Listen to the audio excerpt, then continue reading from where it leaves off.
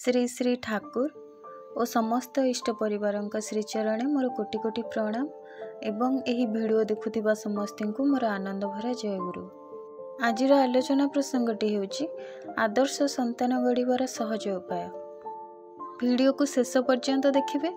जो मैंने चैनल को नुआ आसीथिबे से माने चैनल को सब्सक्राइब करबा पई भूलिबेनी।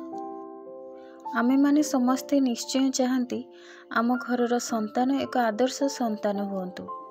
केही भी पितामाता केबे चाहिबेनी निजर संतानटी खराब रास्तार परिचालित होई निजर जीवनटी को ध्वंस आड़कू नहीं जाऊ। तेबे आम मानकु आदर्श केन्द्रिक संतान गढ़िबाकु हेले कौन करिबाकु हेबो सेईटा बुझिबार आवश्यकता अछि। यह तो एते सहज कार्यटी नुहे। एथिपाई ठाकुर एक बाणी देइछन्ति, तुम संतानर लेखापड़ा निमंते, तार मेधा शक्ति निमंते और तार स्मृति शक्ति निमंते तुमको एते चिंता करिबाकु हेबनी। जदि एक सहज उपायटी देई ताकु बढ़ाई पारिबो, जदि संतानर मध्यरे भक्ति भावटी को प्रवेश कराई पारिबो, जदि भक्तिटा प्रवेश हुए संतानटी तार पितामाता को भक्ति करिबो एवं गुरुजन को भक्ति करिबो, तेबे ताहा द्वारा स्मृति शक्ति हेउ बा मेधा शक्ति किंतु निश्चय बढ़ी जाई पारे। गोटे गभीर रात्रि रे सोईथिबा जणे मांकर निद भांगी गला। देखिले पाखरे सोईथिबा 6 वर्षर आदरर संतानटी तांक निकटरे नाही।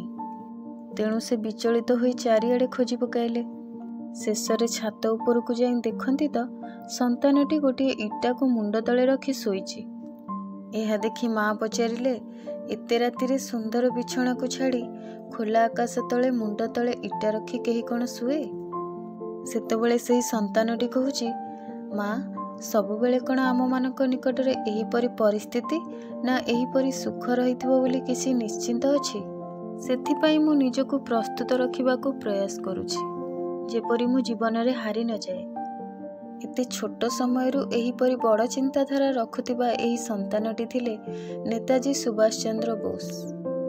सुभाष चंद्र बोसकर बापा एवं माँ दुहे थिले परम प्रेममय श्री श्री ठाकुर अनुकूल चंद्रंकर भक्त।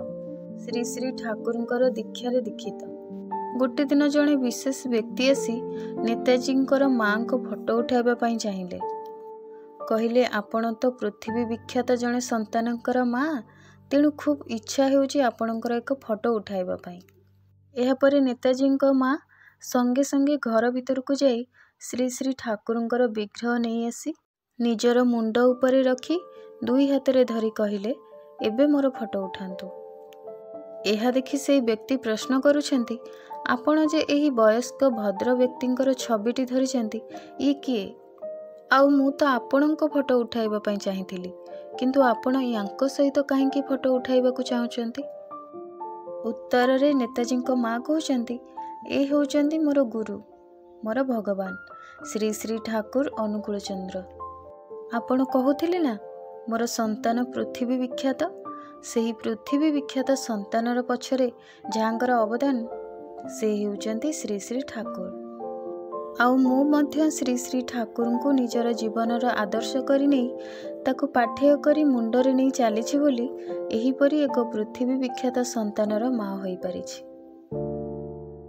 एही प्रसंग रे जणे भक्त ठाकुर को प्रश्न कले, ठाकुर आपण कहते दीक्षा न नेले दक्षता बढ़िबनी, भक्ति नथिले मेधा शक्ति वृद्धि हेबनी, किंतु जे माने बड़ बड़ उपाधि रे भूषित हेउचंती से माने समस्ते तो दीक्षा ग्रहण करिनथिबे, तेबे से माने एते आदर्श हेले किपरि?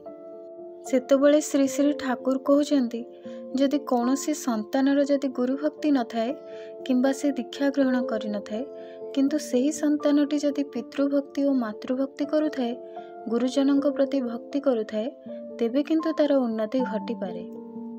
तार मस्तिष्क रे ज्ञानर विप्लव घटी असाधारण क्षमता वृद्धि पाई पारे। एबे आमे निश्चय बुझी पारुथिबा संतानटी को जदि प्राथमिक समयरु दीक्षा देई गुरुंक शरणापन्न कराउछंती, तेबे संतानटी एकाग्रचित्त हेबो, गुरुजन को भक्ति करिवार कला शिखिबो, सर्व उपरे आदर्श संतानटी हेबाकू सहज मध्य होई परिबो।